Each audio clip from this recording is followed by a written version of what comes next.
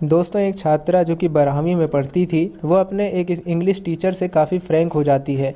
वो टीचर ऐसे थे कि बहुत सारे लोग उनसे फ्रैंक हो जाते हैं, वो बिल्कुल फ्रेंड की तरह बात करते थे। लेकिन वो लड़की कुछ ज़्यादा ही फ्रैंक हो जाती है और उसके प्रति वो जो टीचर थे उनका भी नज़रिया कुछ दूसरा ही हो जाता है। एक दिन वो उस लड़की से कहते हैं कि एक मेरा काम है, अगर तुम कहना मान लो तो थोड़ा मुझे अच्छा लगेगा। वो कहती है, बताइए सर। अब दोस्तों, उससे ऐसी बात कहते हैं चूँकि ना चाहते हुए भी उनकी बात को उसे मानना पड़ता है। और उसके बाद दोस्तों, उसे अंदाज़ा भी नहीं था कि उसके साथ क्या होने वाला है। यहाँ तक कि जो टीचर थे उनको भी नहीं अंदाज़ा था कि वो जो कर रहे हैं उसका अंजाम क्या होने वाला है। दोस्तों, एक रोचक कहानी है, तो आइए जानते हैं पूरी कहानी इस वीडियो में। लेकिन वीडियो में आगे बढ़ने से पहले हमारी वीडियो को लाइक और चैनल को सब्सक्राइब जरूर कर दीजिएगा, ताकि हमारा और आपका रिश्ता और भी मजबूत हो जाए। दोस्तों, ये कहानी है पश्चिम बंगाल के वर्धमान की। एक टीचर जो कि इंग्लिश पढ़ाते थे, उन्हीं के स्कूल में एक मीरा नाम की लड़की पढ़ती थी, जो कि उनसे काफ़ी फ्रैंक हो जाती है। उनका स्वभाव ही ऐसा था कि बहुत सारे स्टूडेंट उनसे दोस्त की तरह ट्रीट करते थे। लेकिन जो संतोष कुमार थे, उनका रवैया जो है, नज़रिया जो है, वो मीरा की तरफ कुछ ज़्यादा ही हो जाता है। अब उसके बारे में कुछ और ही सोचने लगते हैं। एक दिन वो उससे कहते हैं कि ऐसा है कि कल मेरा जन्मदिन है और मेरे घर की साफ़ सफाई करनी है, तो क्या तुम थोड़ी मेरी मदद करोगी। वो कहती है कि ठीक है सर, क्यों नहीं, आपका जन्मदिन है तो हम चलेंगे। किसी और को बोल दीजिए। और किससे कह रहे हैं, प्रिया को कह दीजिए। कहते हैं नहीं, और किसी की ज़रूरत नहीं है, छोटा सा घर है और तुम कर लोगी। कहती है लेकिन मेरे माता पिता, मेरे घर वाले मुझे ऐसे किसी के बर्थडे पार्टी में जाने की इजाज़त नहीं देंगे अकेले में।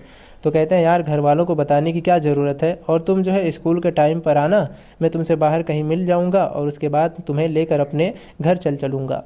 अब दोस्तों, वो संकोच करती है, फिर भी कहती है ठीक है सर, लेकिन देख लेना कहीं मेरे घर वालों को पता चलेगा, कुछ कहेंगे तो आप देख लेना।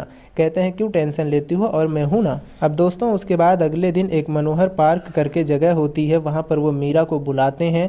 और उसके बाद वो उस दिन कार लेकर आए थे, मीरा को बैठाते हैं अपने साथ, लेकर वो अपने घर की तरफ चल देते हैं। रास्ते में कुछ खाने पीने का सामान भी लेते हैं। और जब घर पहुँचते हैं तो दोस्तों, जैसे ही घर में मीरा प्रवेश करती है तो हैरान हो जाती है, घर में कोई नहीं था। वो कहती है कि सर, और सब लोग कहाँ पर हैं। तो कहते हैं और कौन लोग, मैं तो अकेला ही रहता हूँ, मेरे माता पिता कहीं और रहते हैं, मैं यहाँ पर बस क्वार्टर लेकर रहता हूँ और कोई नहीं है मेरा। अब वो संकोच करती है, सोचती है, कहती है सर, फिर आप अपना बर्थडे अकेले मनाएंगे। वो कहते हैं कि मैं अकेले कहाँ हूँ, तुम भी तो हो साथ में। वो कहती है ठीक है सर, लेकिन साफ़ सफाई क्या करना है, कहाँ पर करना है, बता दीजिए। वो कहते हैं अरे कौन सा साफ़ सफाई, कहाँ, मैं अकेला घर इतना गंदा कर रहा हूँ, सब कुछ साफ़ है, बैठो एंजॉय करो, खाओ पियो। अब जो चीज़ वो लाए थे वो मीरा को देते हैं, वो खाती है और खुद जाते हैं उसके लिए कॉफ़ी बना कर लाते हैं। लेकिन दोस्तों, इस कॉफ़ी में कुछ ऐसी नशीली चीज़ मिला देते हैं कि जिसके पीने के बाद जो मीरा थी वो अपना होश गंवा बैठती है। उसके बाद दोस्तों, वो होने लगता है जो कि संतोष कुमार चाहते थे। वो जो है उनका विरोध नहीं करती, बल्कि वो जैसा चाहते थे उनका साथ देने लगती है। और फिर घंटे 2 घंटे जब वो लोग वहाँ पर रहते हैं, अपना वक्त गुजारते हैं, 2-4 घंटे बीत जाता है। उसके बाद जो है जब स्कूल से जाने का टाइम हुआ तो संतोष कुमार उसको लेकर उसी जगह पर छोड़ देते हैं, उसके घर के बगल में, कि अपने घर चली जाए।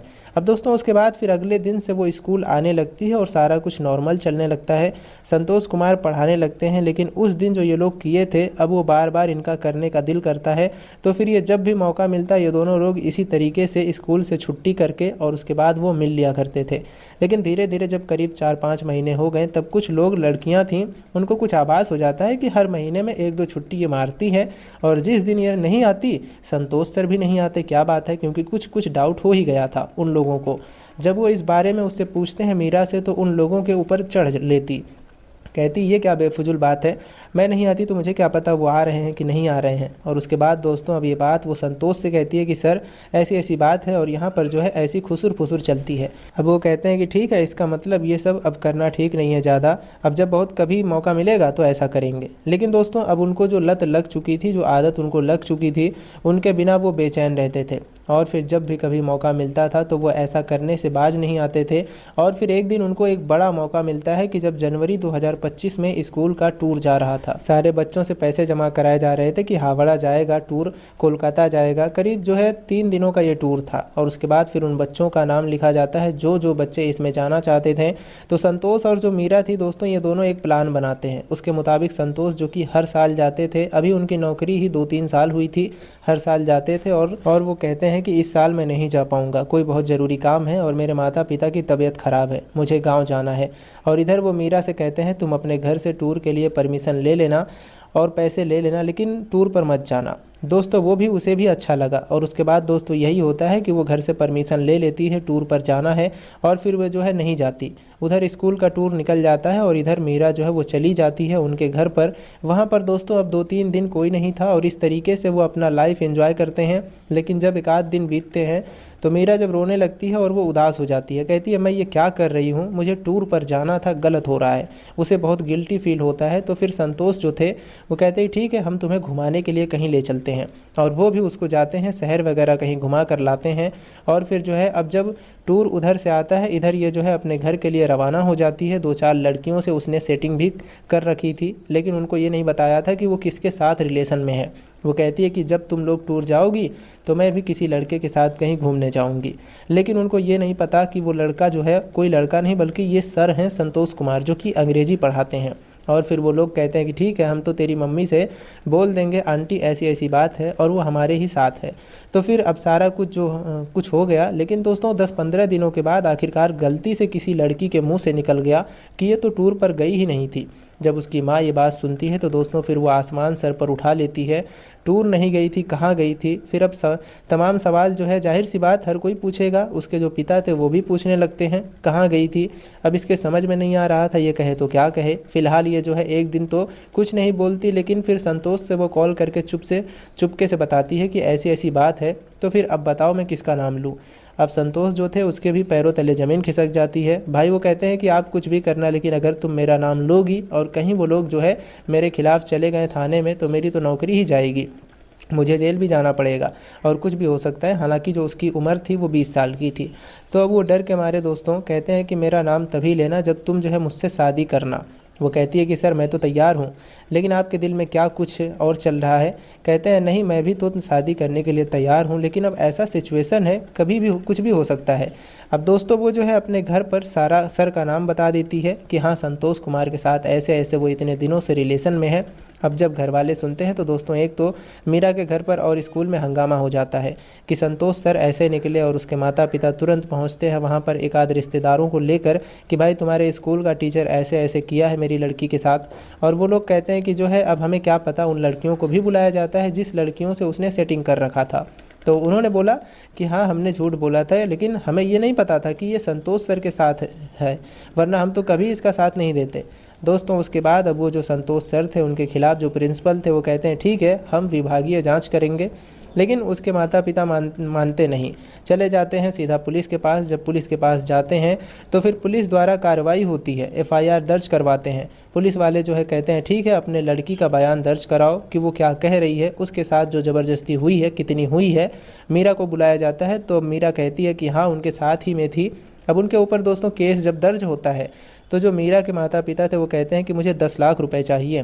वो दोस्तों कहते हैं ठीक है मैं तुम्हें 10 लाख रुपए दे दूंगा, लेकिन आप लोग प्लीज़ कोई केस ना करो। लेकिन वो सोचते हैं कि आखिरकार मीरा का इसमें क्या रोल है, उसने क्या कहा होगा। फिलहाल जब 2-4 दिन बीतते हैं और पैसों का इंतजाम कर रहे थे, कुछ उनके पास थे, कुछ इधर उधर से लेने थे कि चलो 10 लाख देने हैं। और 10 लाख का ये जो हुआ था समझौता, उससे जो मीरा के परिवार वाले थे बहुत खुश थे। उनकी खुशियों का ठिकाना नहीं कि 10 लाख मिल रहे हैं। अब दोस्तों इस बीच में संतोष और मीरा की बात होती है तो संतोष कहते हैं कि ऐसा है कि मैं तो 10 लाख दे दूंगा और फिर जो है तुमसे शादी करूंगा, लेकिन ऐसा ना हो कि फिर ये पैसे लेकर आखिर तुमने ऐसा क्यों कहा, तुम पैसे क्यों मांग रही हो, ऐसा ना हो कि पैसे लेकर भी मेरे ऊपर कोई केस करे तुम्हारे माता पिता। वो कहती है कि नहीं ऐसी बात नहीं है, मैं तो जो है आपसे शादी करने के लिए तैयार हूँ और मैंने इनको बोला है कि मैंने जो भी कुछ किया अपनी रजामंदी से किया है। लेकिन अब ये पैसे जो है इनको पैसे की ज़रूरत है, क्योंकि जो पिता है वो पीने खाने वाले इंसान हैं तो उन्हें तो कोई फ़र्क नहीं पड़ता इतना खास। लेकिन आप मुझे जो है पैसा देकर भूल मत जाना, मुझे जो है आपसे शादी करनी है। अब दोस्तों वो जो है पैसा दे देते हैं, लेकिन जो मीरा थी वो कहती है ठीक है मैं जो है जाऊंगी, इन्हीं के साथ रहूंगी। अब दोस्तों वो पैसा दे देते हैं, लेकिन जिसका डर था वही होता है।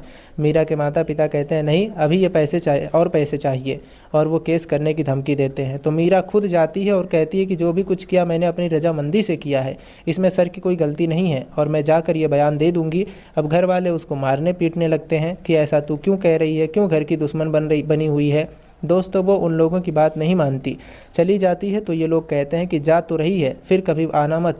वो जाती है संतोष के पास और कहती है कि ऐसी ऐसी बात है और मैं जो है अब आपके पास चली आई हूँ, अब आप जो करना है आप करो। दोस्तों वो जो है इसके माता पिता मीरा से नाराज़ हो जाते हैं। संतोष के भी माता पिता थे, उनकी भी दुनिया थी, उनके भी रिश्तेदार थे। वो लोग संतोष से नाराज़ हो जाते हैं क्योंकि वो इस रिश्ते के खिलाफ थे। कहाँ 32 साल का पढ़ा लिखा सरकारी नौकरी करने वाला, कहाँ ये 12वीं की जो है स्टूडेंट, पता नहीं उनका फ्यूचर क्या होने वाला था। लेकिन फ़िलहाल इसका नतीजा ये हुआ कि ना तो मीरा अपने घर वालों की बात मानी, ना तो संतोष अपने घर वालों की बात मानते हैं। और ये दोनों दोस्तों जनवरी 2025 से कुछ 1-1.5 महीने और हुआ, फरवरी से ये लोग लिव इन में रह रहे हैं। और उन्हें उम्मीद है कि जो मीरा है उसकी पढ़ाई चल रही है, उसे उम्मीद है कि वो शादी करेंगे। लेकिन दोस्तों यहाँ पर सोचने वाली बात यह है कि एक अध्यापक ने ऐसा क्यों किया?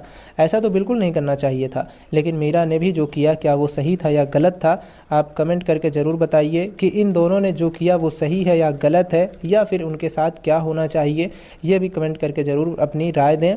तो दोस्तों यही रही कहानी, आपको कैसी लगी कमेंट में ज़रूर बताइएगा।